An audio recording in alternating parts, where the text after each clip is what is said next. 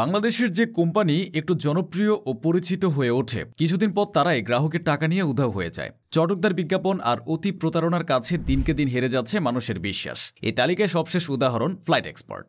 যেসব গ্রাহক নিজেরাই ফ্লাইট এক্সপার্ট থেকে বিভিন্ন গন্তব্যে বিমানের টিকিট কেটেছেন তারা এখন দুশ্চিন্তায়। এছাড়াও এই প্ল্যাটফর্ম থেকে অগ্রিম টিকিট কিনে রেখেছিলেন যে ট্রাভেল এজেন্টরা, তারা বলছেন তাদের সেসব টিকিটের ভবিষ্যৎ এখন অজানা। 2017 সালের মার্চে আনুষ্ঠানিকভাবে যাত্রা শুরু করা বিমানের টিকিট বুকিংয়ের অনলাইন প্ল্যাটফর্ম ফ্লাইট এক্সপার্ট বন্ধ হয়ে গিয়েছে সম্প্রতি।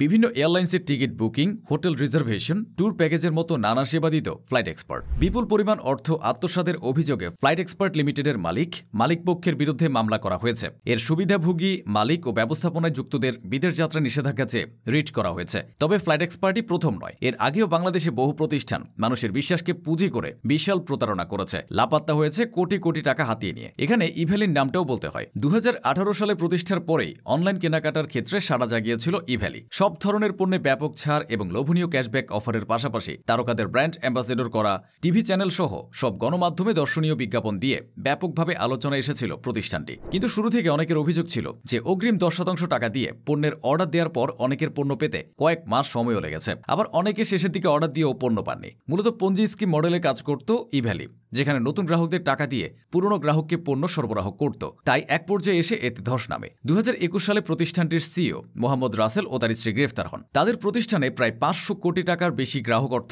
আটকা পড়ে থাকে, যার বড় অংশ এখনো ফেরত আসেনি। ইভ্যালি থেকেও বড় প্রতারণার জাল বিছিয়েছিল ডেস্টিনি 2000। এটি ছিল একটি বহুস্তর বিপণন কোম্পানি। 2001 সালের 5 জানুয়ারি আনুষ্ঠানিক যাত্রা শুরু করা ডেস্টিনি প্রথম এক যুগ সাফল্যের সঙ্গে ব্যবসা করেছিল। তখন সারা দেশে কোম্পানিটির 45 লাখ গ্রাহক ছিল। কিন্তু 2012 সালে দুর্নীতি দমন কমিশন তদন্ত শুরু করলে বেরিয়ে আসে তাদের ভয়ঙ্কর প্রতারণার তথ্য। প্রায় 4200 কোটি টাকা দুর্নীতি করে প্রতিষ্ঠানটি বন্ধ হয়ে যায়। প্রতিষ্ঠানের শীর্ষ কর্মকর্তারা গ্রেফতার হন, কিন্তু অধিকাংশ ভুক্তভোগী এখনও তাদের ক্ষতিপূরণ পাননি। ই কমার্স প্রতিষ্ঠান ই অরেঞ্জও এভাবে গ্রাহকদের ঠকিয়ে গেছে। 2021 সালে 200 কোটি টাকার পণ্যের অর্ডার নিয়েও উধাও হয়ে যায় ই অরেঞ্জ। বন্ধ করা হয় তাদের গুলশান কার্যালয়। ই অরেঞ্জের ব্র্যান্ড অ্যাম্বাসেডর ছিলেন ক্রিকেটার ও সাবেক সাংসদ মাশরাফি বিন মুর্তজা। তখন ভুক্তভোগী অনেকের দাবি ছিল মাশরাফির বিজ্ঞাপন দেখি তারা এই অনলাইন শপের উপর আস্থা রেখে পণ্যের অর্ডার করেছিলেন। সবশেষে বলা যাক ইউনিপে টু ইউর প্রতারণা দিয়ে। এটি ছিল একটি মাল্টি লেভেল মার্কেটিং কোম্পানি, যার কার্যক্রম শুরু হয় 2009 সালের দিকে। Unipay to you registered of joint stock companies and ফার্মসে আমদানি, রপ্তানি ও মাল্টি লেভেল মার্কেটিং কোম্পানি হিসেবে নিবন্ধন করে। কিন্তু পরবর্তীতে তারা বিনিয়োগের আইন না মেনে